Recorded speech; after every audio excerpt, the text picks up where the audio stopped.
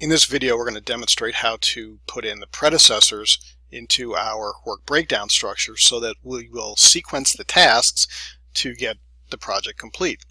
And while we're doing this, you're going to notice that the start and finish dates will change and the overall project duration will change.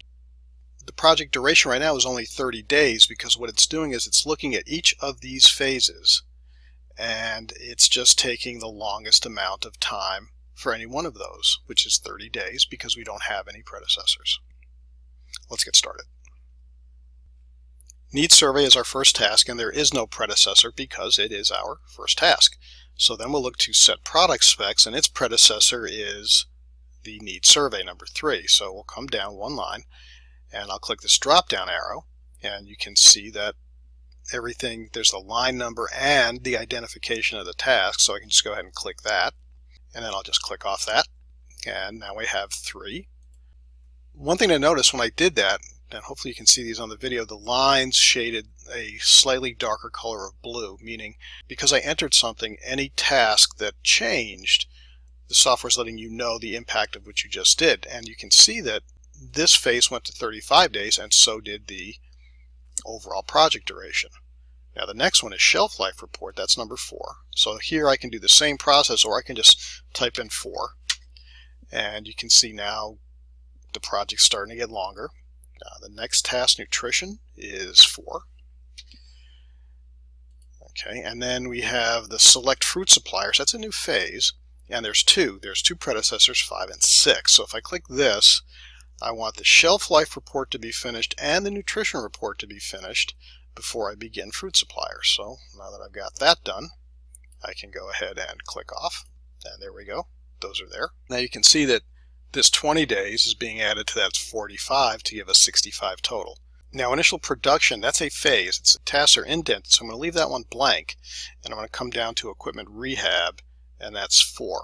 The reason I leave it blank is that I want it to sum up or add up all the durations of all the tasks below it, and you can see that's happening right now as I match the task predecessors from the instructions.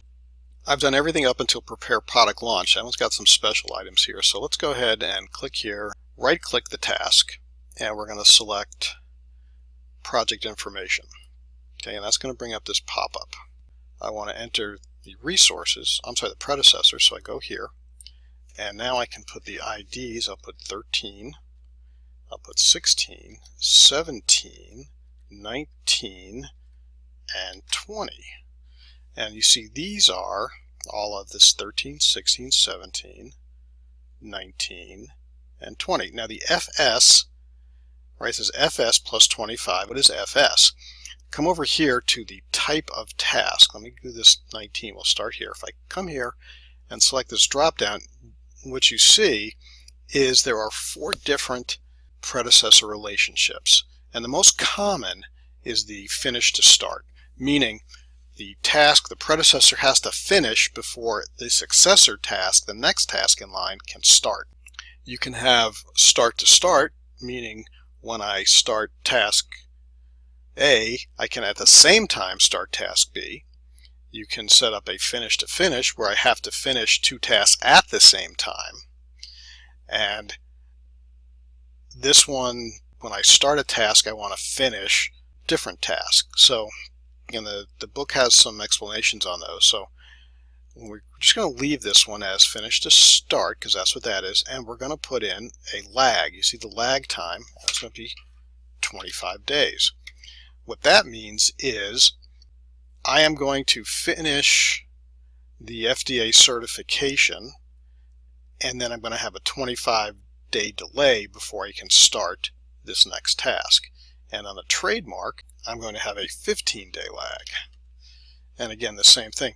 From the end of the trademark registration task or activity, I have to wait 15 days before I can begin the prepare product launch. So I've also shown you another way you can add predecessors. I've shown you 3 different ways. So once you get all those in, you click OK, and then let's stretch this line out here a little bit. And let's do some more stretching. Do this, pull this over here, put that like that, and you notice this says 13, 16, 17, 19, 13, 16, 17, 19 FS plus 25, FS plus 25, 20 FS plus 15. Full screen. And I've got these handy little icons up here. If I hover over this one, it says zoom entire project. I click this, and now I can see the entire project laid out in the work breakdown structure. And if I come over here to format and I select this checkbox for critical tasks, we'll get the software to highlight the critical tasks in red. And this is how to build a fundamental work breakdown structure.